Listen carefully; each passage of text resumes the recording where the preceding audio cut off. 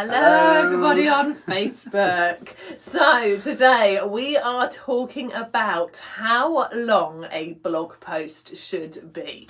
Yes. So for those of you who don't know us, I am Jude and this is... Chris, hello. And together we are Ready Steady Website. So if you are watching live, please do ask us any questions that you have. Sorry, I'm just falling over in the corner. Chris has been really shoved in the corner today. And if you are watching on replay and have any questions, then please do a hashtag replay in the comments and we will be more than happy to answer them for you.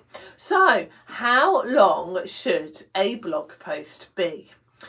Well, it's really as long as you feel it needs to be. Now, the reason we are asking and answering this question today is because we know of quite a few people who are umming and ahhing about starting a blog on their website. They currently don't have any long form, regular, useful content that showcases their expertise on their website, and they're considering writing a blog, but they sort of feel like they wouldn't be able to write big long blog posts, and they have a feeling that blog posts should be a certain length if they're going to write them on their blog, but that's really not the case. Now, I think back a little while ago, people would suggest that blogs need to be at least 600 words long or more for them to be good for SEO.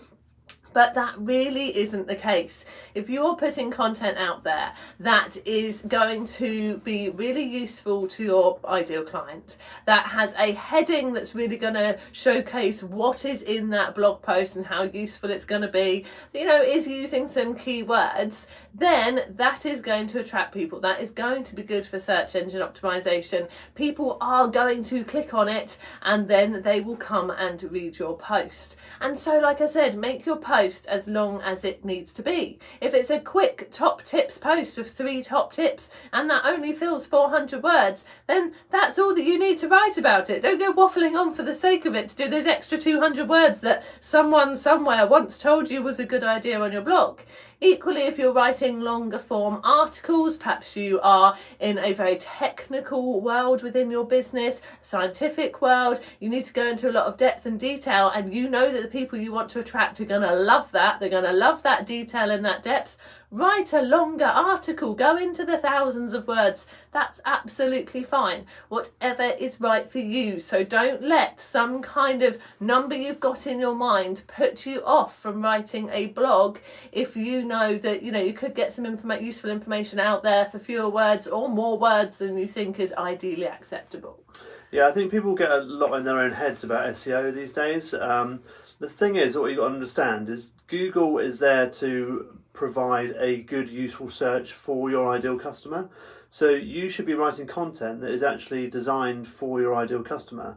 And if you write content that's designed for your ideal customer, then Google will naturally produce people to come along and read your blog, because those ideal customers will be searching for the things that you're talking about inside your blog. So don't get too wrapped up in the idea of keywords and length of articles. Write for your ideal customer. Make sure it's in a good tone of voice and that you're speaking directly, ideally to that one person, so you can really get honed in on things. And the keywords will not naturally be there. The key phrases will naturally be there if you're writing the right kind of content. And then those are the key phrases that people are going to be Googling for. Obviously, there's other search engines, but Google is the main one, which is why we always say Google. And Google's getting smarter and smarter and smarter. So if we keep playing games with just put this in the keyword, and then I saw one earlier today about putting keywords in alt tags on images per page. Like, people really get a bit obsessed with the whole idea of SEO. Just write the content how it's supposed to be written, as if you were talking to someone in a room, and then Google will change it. It can do its own thing, but at the end of the day, it's going to be working for you and your ideal customer, because they're going to be typing in the things that they want to find, and they should be finding your site because you are writing the things that they want to be reading. Absolutely. If that makes sense. So do keep it simple. Do put useful tips out there. Do put interesting posts out there that your ideal customer is going to want to read. Do put posts out there that really showcase your knowledge and your experience. And just go for it. If you haven't written your first blog post, just give it a go. Write something in Word or whatever word processing software you like to use.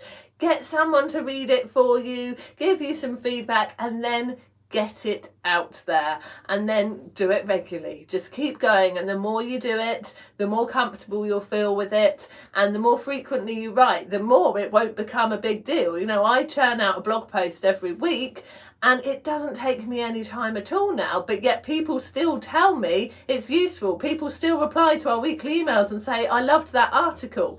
So just get on, do it, give it a go, and over time it will become much more natural to you, and you will be so glad that you jumped in and did it. So don't worry about your word count, just do it, get it out there, and it will make a lot of difference to you and your business, we are sure. And if you're a data person, if you've got analytics and things on your site, or even what we actually recommend is having an email list to email out people to sort of your new blog posts, because we find a lot of the time people don't like to comment on blog posts these days, whereas back in the day, like 10 years ago, it was a big thing commenting on blog posts. We tend to get replies via email now, so that's a good way of kind of gauging which kind of posts resonate with your audience. And also you can look at your Google Analytics and see where the traffic's coming from, what your bounce rates are like, how long people are staying on the page, and also see which are your most popular articles as well. So you might find that for your particular target audience that the numbered posts work, like 3 top tips or 10 ways to do this. Whereas you might find with a different audience that actual kind of tutorials are good, and where you're embedding YouTube clips and things in there. So again, it depends on your ideal customer and your sort of target audience, but if you're a data person, you can go back and look at these things to inform your decisions and work out which direction to go in kind of length and topics and all that kind of stuff. Absolutely, and we do say you should review your analytics every month, and yeah, looking at your blog posts, which ones are popular, and looking at what they have in common is a really, really good idea for helping you decide on what else you should write with future blog posts as well. So if anyone is watching live, they are watching live, I can see there are people watching live. If you're watching live and you have any questions, please do ask some questions if you have them. If you're watching on replay, like we said, please do a hashtag replay and pop any questions in that you have, and we will be back next Monday at 1:30 with some more website wisdom. I don't know if that's what we should call it, but let's go with it. Some more website wisdom. So we will see you then. And we are posting these lives onto our YouTube channel as well. So if you want somewhere that's easy to go and find our past videos to catch up on, you can go over there. It's Ready Steady Websites. We tend to be Ready Steady Websites everywhere. Go and find us on YouTube and watch our past videos as well for a bit of inspiration around your website too. So we don't have any questions coming in live, so we will leave you to the rest of your Monday. We hope you have a really lovely week, and we'll be back again at the same time next week. Take care, everybody. Bye. Bye. Bye.